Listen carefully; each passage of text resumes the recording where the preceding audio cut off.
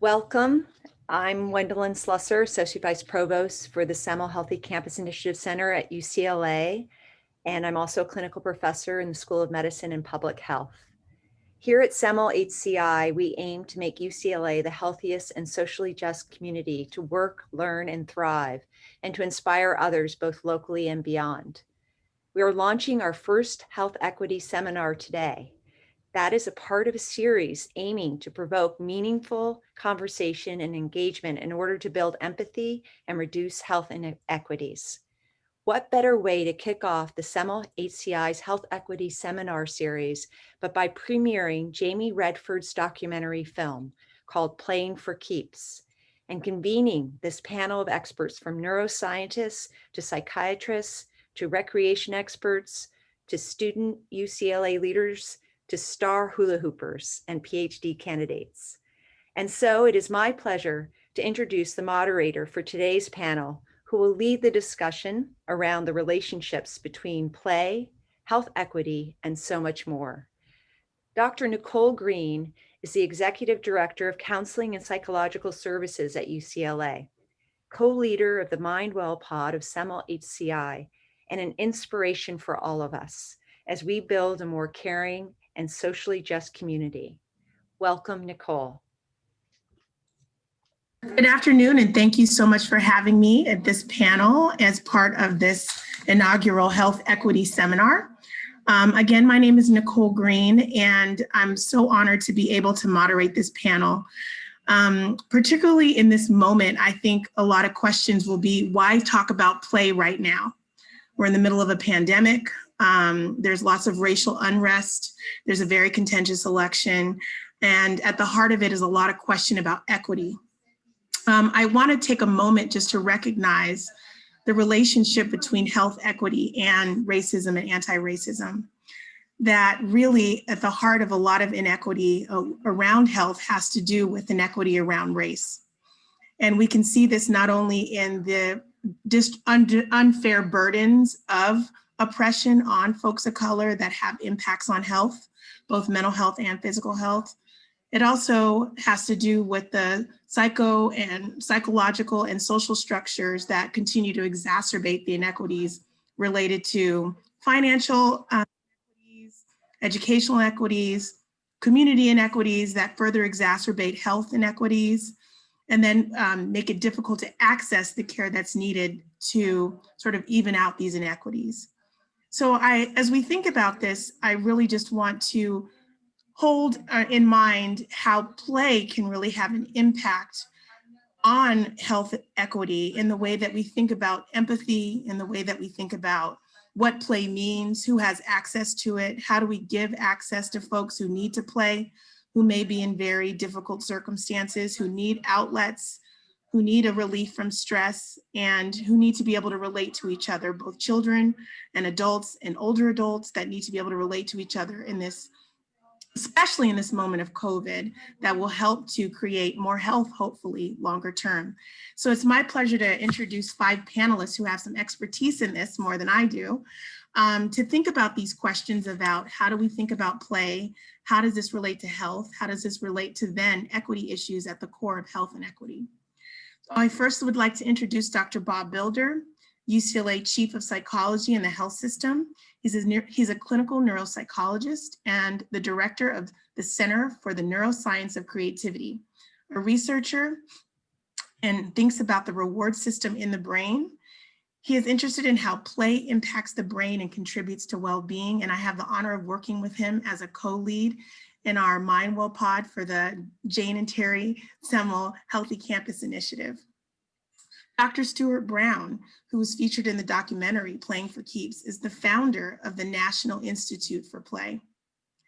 Carolyn Cárdenas, oncology nurse, is a hula hoop dancer also featured in the documentary and a PhD student in psychology, writing her dissertation on play and its effects on compassion fatigue among helping professionals.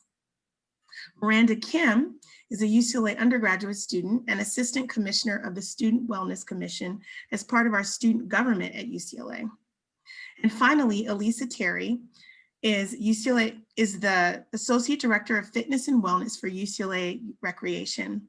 So welcome you all. I'm very excited to have this conversation really about play and its impact on our brains and our bodies and health.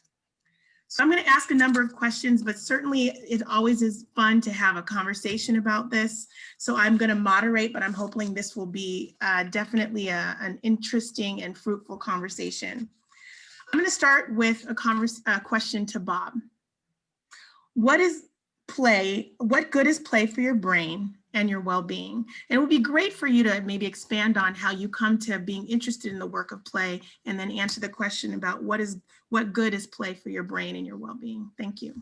That's great. Thank you, Nicole. And it's a really great honor to be able to work with Nicole on the Healthy Campus Initiative and on well-being. And that's part of how I came to have an interest in play is, after a long career working in psychopathology, mental illness, and related disorders of the brain, the Healthy Campus Initiative is really focused on trying to think about health and well-being and all the positive aspects of psychology. And I think play fits neatly into that area. And I've also been really lucky to be able to study creativity. And I think that's one of the key links between or how we can see the brain and its relationship to play and what good it does.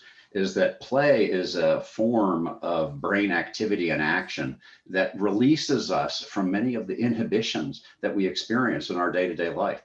If we think about anxiety, that involves a system in the brain that tells us to stop doing whatever we're doing so we can be alert and aware of all the bad things that could happen to us in the environment. Play is the opposite of that. It is the unstop system. It releases you to do the stuff that you might do if you didn't have to worry about all the bad things that might happen to you. So that's why I think play has as a prerequisite condition that we have the freedom and liberty to be able to play. But once we're in that state, I think it exercises parts of our brain that otherwise often are tamped down by the environment. So that's just, one of the benefits. Thank you. I think I want to add Dr. Stuart Brown into the conversation. I think when I think of play, I think about childhood and children playing. Can you talk about what good play is for both children and adults? Sure. It's embedded in our natures, whether we're newborns or in a dementia unit. And I'll start with an experience in Australia, going to a dementia unit and having individuals there tell the staff that what they enjoyed about play, and the staff then bringing that play as best they could, whether it's bridge or putting a golf ball down the hall, and the need for medication to handle agitation and other restlessness that's an inevitable part of dementia was, as Bob said, the brain somehow reacted positively even though they were demented. And you can walk backwards from aged to almost to newborns and see the positive effects of the state of play whenever it is activated. So it's an integral part of our nature, and I think is as essential in many ways as sleep and dreams are. It's very different, but there is a profile that we can find with severe play deprivation that is quite tragic, particularly when it happens to infect the lives of early developmentally kids who are vulnerable. So it's there all of our lives. It's appropriate at any age, and it is particularly important in early development. Thank you. And I think just to add to that question, what I'm hearing you say across the lifespan, it's almost our nature to play. And when we inhibit the play, there's a way in which that has an impact. I'm curious about, for either Bob or Stuart, what changes in the brain when we get to play throughout our lifespan? What positive impacts does it have? Well, there's some really, I can start, but I think that among the positive roles that play has for us, it's really a critical element of being able to practice stuff that you need to do in other settings. So if you think about play across all different animal species, it's really a model for fighting without that bad consequences. So if you look at two kittens playing with each other and wrestling, you know, they're not trying to kill each other, but this is some pretty critical practice before they go out into the real world. Or the game of chase. I've got a German Shepherd. Thank God he's playing, because he would tear me to shreds. Oh, there he is. He's barking right now. Maverick, stop that. So I guess he heard what we're talking about. But anyhow, these things are critical elements of play that leads us to practice. And we can think about other things like dancing. That is practice for sex, which is very important to our survival as a species. So all kinds of play give us an opportunity to engage in things that model other things in life, but without all the life or death consequences. So I think that's a critical role in the evolution of play. And I'll jump in and talk about the natural glee that you see in children that identifies their kind of what their play personality is. We all have some like object play, some like social play, some like games, dancing, music. What is it that gets us into this state of play, which has positive effects on the brain? And when you see an individual released from the usual anxieties and impediments of non-playing, you see optimism, you see empathy, you see cooperation, you see the ability to care for people you might otherwise not, as an outgrowth of this state of play. So it really works. Great, thank you. I think this leads to the question I have for Elisa around, you are the director of well-being programs at UCLA. Clearly UCLA devotes time and money and resources to us being able to have fitness.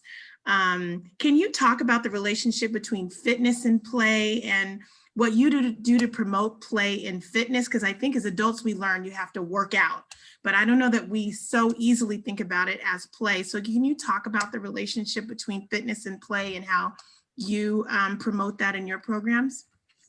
Yes, it is it saddens me when, you know, people associate negativity to movement, and I think that they've attached to fitness some sort of goal or you know, something that maybe leads them into you know, disappointment or sadness. And so to try to, you know, help people discover the natural joy of movement is why I enjoy being in recreation fitness, because we can really diversify ourselves and offer all different types of movement and offer it to everyone. So that's why, you know, I didn't go into corporate fitness, because I really like the recreation philosophy that it's available to everyone. But just some ways that you can make fitness more fun is by obviously choosing a movement that is enjoyable for your body. And then group sessions, working out in a group is a lot more fun, or working out with a trainer, a lot more fun. It becomes more social. Adding music to fitness is great, a use of props, and then also turning workouts into games. There's all sorts of things that you can do to make working out like a game, you know, AMRAPs and EMOMs and, you know, all of these fitness lingos that can make it more game-like. And then working out outdoors, that's fantastic. And then, you know, just creating opportunities for people to play and not have it seem like a workout. At UCLA, we created what's called Thursdays, which is just Parks and Rec. And, you know, I've been a Parks and Rec leader. That was my first job when I was 16. And that's all it was we threw a bunch of games out on the grass, and with no explanation, students came out on the quad and were able to enjoy that and play.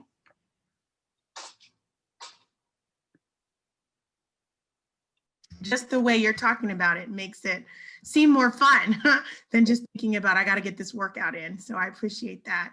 I want to talk about how this applies to students, because I know I work a lot with student mental health. And there's a clear relationship between people working out and feeling good and then their mental health being positively impacted. But I hear students feeling like there's not enough time, there's so much burden. So I want to turn to Miranda. Given what Elisa just said, what are your thoughts as a UCLA student? How do you make time or priority to play? Does it feel like it's something you can do? Thank you, Nicole. Yeah, so I definitely think that UCLA students, and I mean students in general, set really high standards for themselves in terms of performance and achievement. And I think that's also an attitude that's super characteristic of modern life in general. So not students are impacted by this, but so is the rest of society.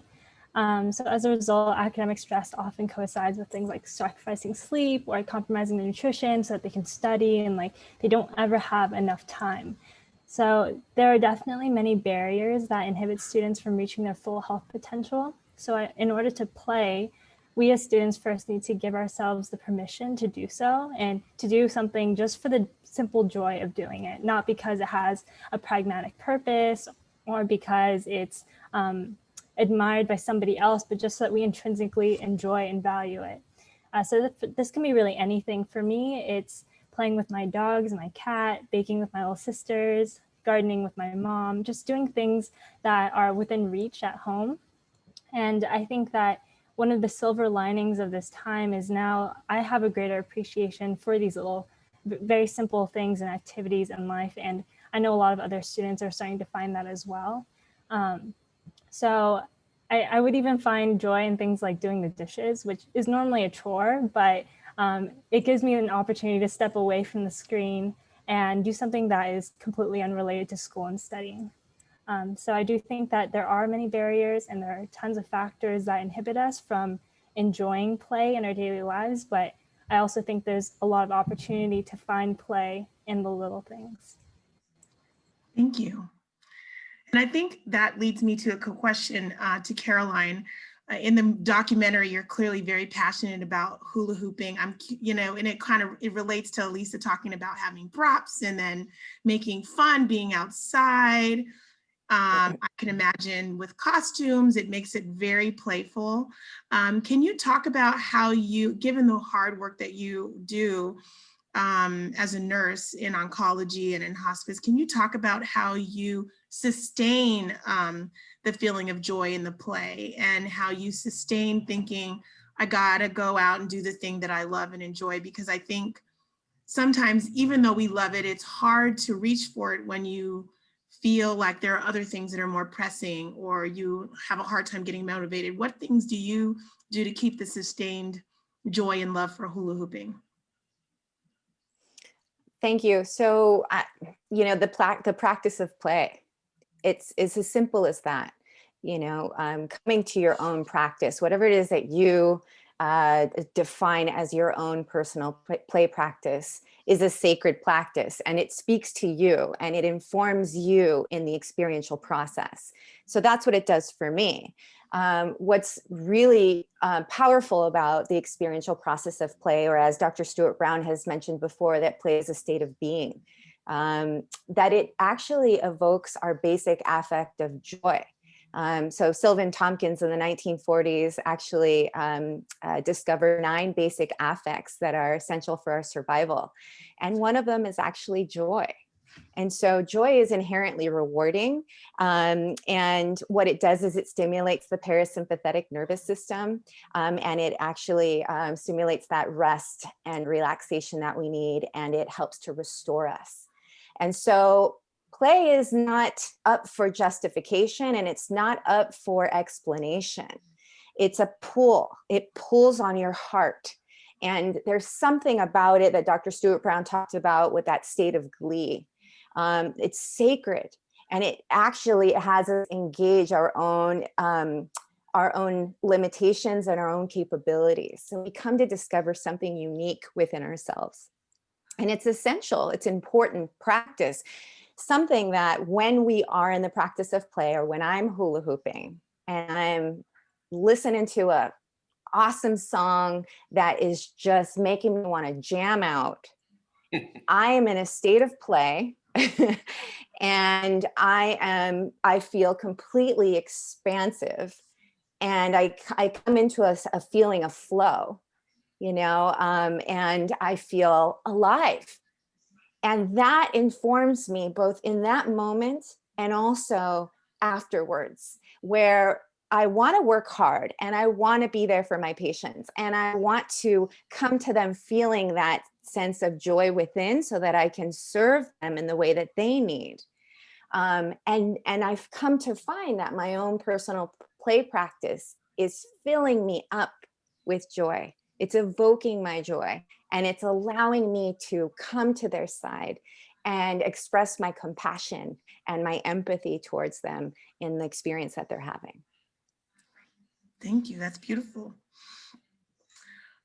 You know, especially for the younger folks who are out here listening to this and watching the documentary, one of the things I'm struck by is a lot of it had to do with the physicality of play, getting outside, roller skating.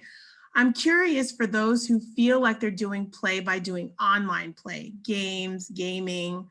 Can you tell me from a brain perspective and then from more of a psychosocial perspective, the distinction or the difference or anything you know about the changes in the brain in online play versus getting out there and getting dirty and physical play?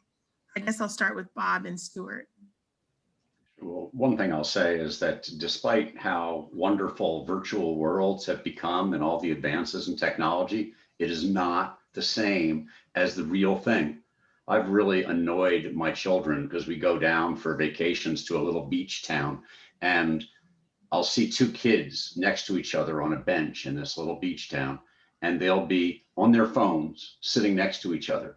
And so I embarrass my children by going up to these other kids and saying, "Hey, dude, do you realize that right next to you is a three-dimensional human being that you could be interacting with?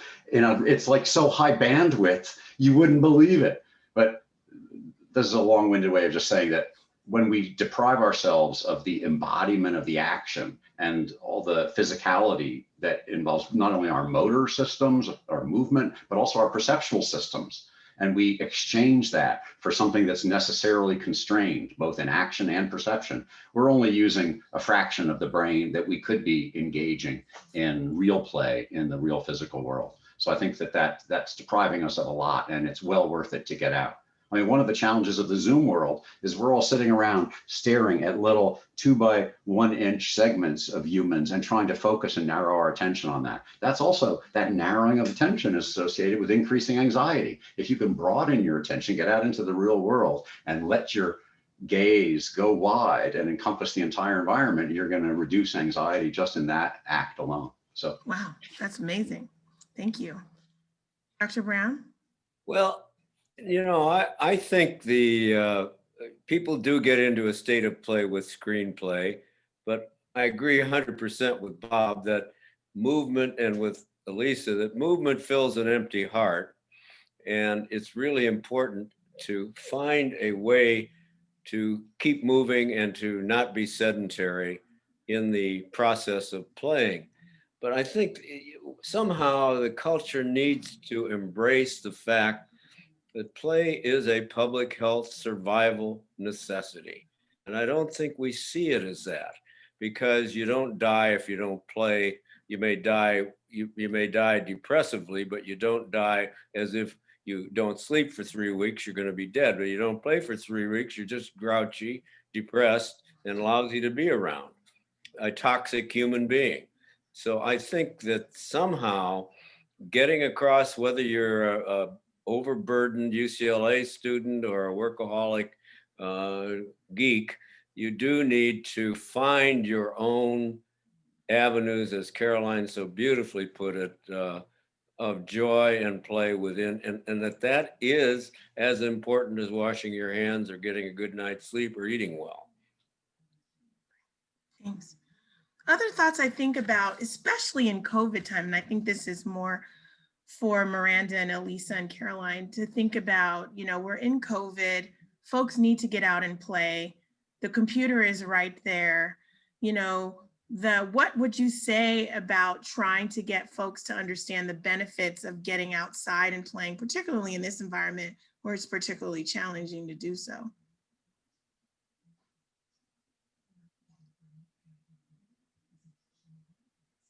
Well, first, I do want to agree with all that was said by Dr. Bilder and Dr. Brown. I'm a dancer, and that's like one of my favorite hobbies. So for me, I definitely value the ability to move and to listen to music and to do things that are active and physical instead of just playing a video game and just using my index fingers or my thumbs to engage with people. But I will say that during this time, a lot of student orgs are working towards more team bonding activities and building community through virtual and online games. So games like Among Us and Codenames have become really popular in the past few months, which I believe kind of appeals to students because the team bonding aspect gives them that permission, that pragmatic reason to play, because so many of us are very like type A students that want a reason to do everything. There needs to be a purpose behind it. So I do think that it's valuable, but I don't think it equates to the benefits that come from physical play. For students, if they are able to, I would highly recommend that all my friends, when we connect, we get on FaceTime, but we don't look at the screen. We just take the time to go outside and to just, enjoy the scenery, just look up at the sky and talk to each other, but not have to stare at the screen. And like Dr. Bilder was saying, not have to focus on like a 2-inch square on our devices. Thank you. Yeah, and I would just piggyback that, yeah, I would encourage, to safely get outdoors when you can and do what you can safely. But if you can't, we have a lot of virtual opportunities, live fitness opportunities and recreation opportunities, creative expression type of things at UCLA Recreation. And I love the fact that they are live so that you really can, you have an appointment, you have a place to go. There are other people on the end of that.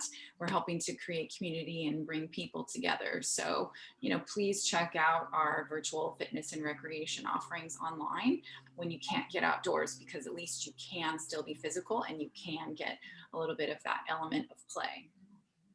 Thanks. Caroline, anything to add?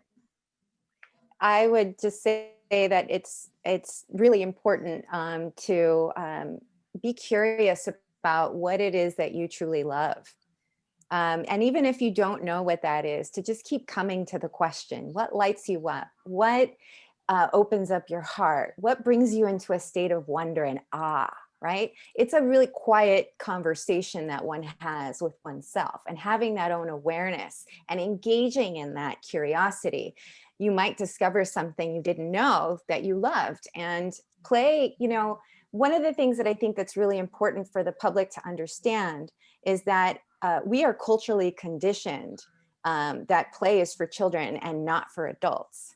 And there's a lot of almost like a knee-jerk reaction of this need to justify or explain that we're going to go play, right? Because we live in a culture where we are, it's a results-driven, we have to be productive, and everything we do has to yield some sort of result. And so,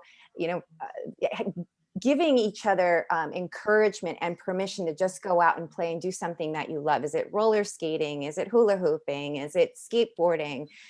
It's whatever it is that just opens up your heart. Do that, engage in it, and let it inform you. Do it over time and see what happens. And you'll come to discover something really beautiful. Makes me think, we didn't start with what is play, because I'm hearing a lot of diverse definitions. It can be washing the dishes, but thinking about it as a mindfulness activity, just a moment to be with yourself. It can be out hula hooping and doing the thing that you love and enjoy. It can be part of your work, like it is with Elisa, but it's also part of your heart. And so play, it sounds like, could be online. It's not just the physical piece of it, it's the bonding piece of it, it's the mindfulness piece of it, and it's the joy piece of it all together that make it feel like play, from what I'm hearing. And I think this relates next to the question I think I hear, especially as a clinician of color, about what it means to be privileged enough to think about play. What it means to have privilege, to think I don't have to feel burdened or always in a struggle, so I want to challenge us to think about what would it mean to think about making the concept of play more equitable. What would we need to do in order to make it available that folks who are struggling also can play, or at least validate that that's a real gap. Any thoughts about just the relationship between play and health equity? I have the thought that any child that's not allowed to play from within themselves is subject to abuse. That the society as a whole should identify that as risk for future mayhem down the line. And whether you're a person of color or impoverished or sick or disabled or otherwise, you need to play. And that play is as I mentioned earlier, a public health necessity. And when little kids learn to play, they're going to cooperate, even if they have had very difficult, challenging circumstances. So it predicts a good life outcome having early play happen. There's one thing I would just add to that, and it harkens back to the earlier definitions of you can't play if you don't have freedom. This is a fundamental freedom. And we have a large segment of our population that is not free, that's living under systemic racism and oppression. That means they're not free and they're not safe. And so I think that if we can create spaces and a nation that is actually safe for people to go out in their cars without feeling they're going to be threatened, without fear that they're going to be judged by others as being less than. These are the kinds of conditions that we need to create so that people will have the freedom and the feeling of safety to be able to play. And I think that not to do that is a basic injustice, as Stuart was saying. And I would like to add that we need to vote and we need to support people who are going to invest in our communities. I'm old enough to have gone through Proposition 13, which devastated public recreation programs. And I think, it's time to really put the money into those programs again and into those facilities in all neighborhoods. Because recreation is the ultimate equalizer and we are in every community. We just need the funding, to make spaces that are safe for people to go and play and to create green spaces as well.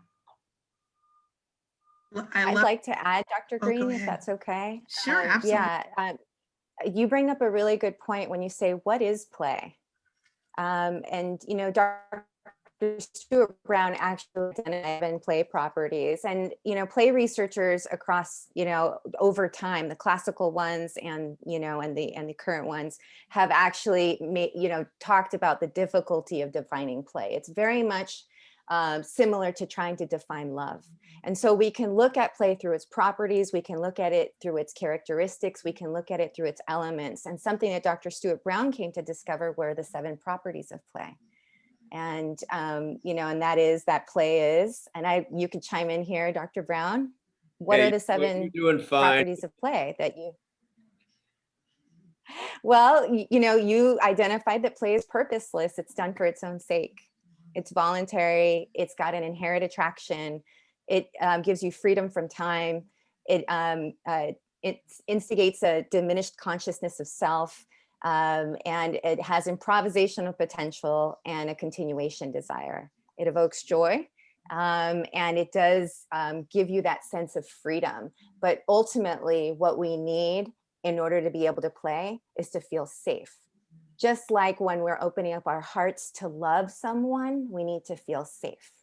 It's the same sort of quality. Beautiful. I love that, because I think that really speaks to why some people don't feel like they can play, or particularly adults, and particularly in certain circumstances, that to be fully in the moment and not thinking about the next thing, and to not be in that fight, flight, or freeze, and to be fully present. I think we would be remiss if we didn't sort of highlight how difficult that is if you do feel under threat, or you do feel like you don't have the space, or you do feel like safety is an issue. And I think part of our work is to highlight play in the way that people can play, but also think about the structures that allow for more the conditions of play as part of this work, which seems really important. So thank you for those answers. I think the last question is just, I would love to hear from each of you. What is your favorite way to play? and one takeaway for yourself or others about play. So I think I'll just go around the room. I'll go around the Zoom room, and I'll start with Caroline. What's your favorite way to play? I think we might know a little bit, but maybe you'll surprise us. And then what's one takeaway that you have for yourself or others? Well, my favorite play is hula hooping or hoop dancing. And I also have an 18-month-old little girl, and I love to play with her. You know, her play is magic. It's pristine. It is not conditioned in any way. And so one of the takeaways that I'd like to add here is that play actually, it stimulates or it fosters the imagination. And the imagination is essential for us to be able to engage in the world and bring out our uniqueness. And it's important, you know, and so that's what I'd like to leave here, that the imagination, as Einstein has said, is more important than knowledge, and play is a portal to engage with our imagination and actually feel a sense of aliveness. Thank you. Elisa, how about you? What's your favorite way to play, and what's your takeaway? My problem is I like to play too much. It always has been. But since I'm here, yeah, I like it all. I love being in the water and surfing. But the best thing is when my friends and we have sports fest days, and we go and we play all the sports that we haven't played in a while. We go to the batting cages, we play tennis, and go to the playgrounds and things like that. So sports fest days, I highly recommend. And then I guess, you know, my takeaway here is just something that I've always thought about, and that's that I think that fitness and gyms kind of evolved in our society because at some point in our lives, it became not cool to knock on your neighbor's door and ask them if they want to go out and play. And so I want to make it cool again, you know, to knock on your neighbor's door and ask them to go out and play, no matter how old you are. Just play, you know, and have fun. So. Thank you. Miranda, what about you? I'm curious, as you as a student, what's your favorite way to play? Oh my gosh, so many ways to play. If I had to pick one, it would be spending time with my sisters. I definitely feel like being on campus was an amazing experience, but I'm so grateful to be able to stay home and watch my sisters grow up. They're at the age where they're going through a lot of changes in their lives in middle school, high school. So I just love getting to spend time with them, talk about the things that they're going through in school, the challenges they're facing, and then do activities with them and just, you know, do things that are just daily mundane things like doing chores or like hanging out with our dogs. Like that's just the best time. So I think one takeaway I got from this this panel was that play is purposeless in the sense that it doesn't have a pragmatic like inherent reason. It's just for the joy of it. And I really loved how Dr. Bilder and Dr. Brown and Caroline really emphasized the importance of having joy in play, that it's not about outcome, but it's about the experience itself. And I really hope that students will start to internalize that and make choices in their day-to-day lives that will allow them to experience that play. Thank you. Dr. Brown, I'm so interested to know, what's your favorite way to play? Well, I'll tell you, this last 45 minutes has been joyful for me. I feel like I've added people to my play tribe. It is, and I'm upbeat about it. It is grand to be to look back on the differences of being an infant player and an old man player. I find now that when my grandkids show up, I can't shut up about storytelling. So there are different forms of play that just sort of take one over when you are aging or when life changes. But I like to hike, play tennis, bike, swim. The Carmel Beach, where I live 10 miles from, is an awesome nature preserve of play. Yesterday, I was on the beach, foggy, low tide. Two ravens flew overhead, one locked onto the other, upside down, flying upside down. Play in nature. It's there if you look for it. So there's thank you for this opportunity, and thanks, Jamie, for making the film. And Dr. Bilder, what's your favorite way to play? Yeah, so I really struggled with this one. I first thought it was going to be, playing music, and I was going to bring my electric bass. I'm a terrible musician, and but it's fun. And then I realized there are actually things that I enjoy that are, more physical things. I really like being underwater a lot, which is maybe a little weird, but I just really love it. I feel really away from it all when I'm underwater.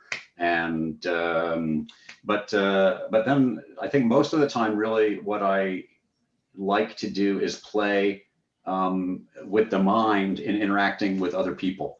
And I realize that's what I do as a regular practice. Is I constantly try to see the lighter side or the other side of whatever is going on. And I know it's very annoying to those of you who have to endure meetings with me, because it's always off topic, and but anyhow, that's me. The takeaway is something that occurred to me, and it resonates with what Caroline was saying about this concept of flow. And the person who sort of brought that concept alive for many of us is Mihaly Csikszentmihalyi, who wrote one of the greatest books on creativity and authored the book about flow. And what he said, he had some recommendations to people of how to find flow, which I think is very connected to play. And what he said is, every day you should try to surprise yourself, and you should try to surprise somebody else. And I think if we can do that every day, we're all going to be more joyful and have lives filled with play, and have happier lives. Well, I'll just share, my favorite way to play is with my girls. We love musicals, Hamilton, Mean Girls, Wicked, all of it. And we're just in my kitchen, my living room, dancing to all the different musicals and the songs. That's super fun. So karaoke kind of thing. And what I realized watching the documentary was I love roller skating, and I don't do it enough. And so it's made me commit to one thing I'll take away is to find and invest in play if you can. So that's one thing that I'll take away and leave, and just know that you can do play in all sorts of ways. And I know people have competitions and Apple Watch competitions, and challenge each other to different things, and play again with your mind as well, so I can hear the diversity and the things that bring people joy. And I hope that people find, especially through the documentary and through the life of Jamie Redford, just this opportunity to take the time to play and to keep it in our lives as part of our health, really. And for those that don't feel entitled to it, to be mindful of that and think about ways that we can make health and play more equitable. So with that, I think we are signing off, and I appreciate all of your time. And to Dr. Wendy Slusser, who put this together, and to Megan and Jessica, who helped facilitate and coordinate this. So enjoy. Thank you.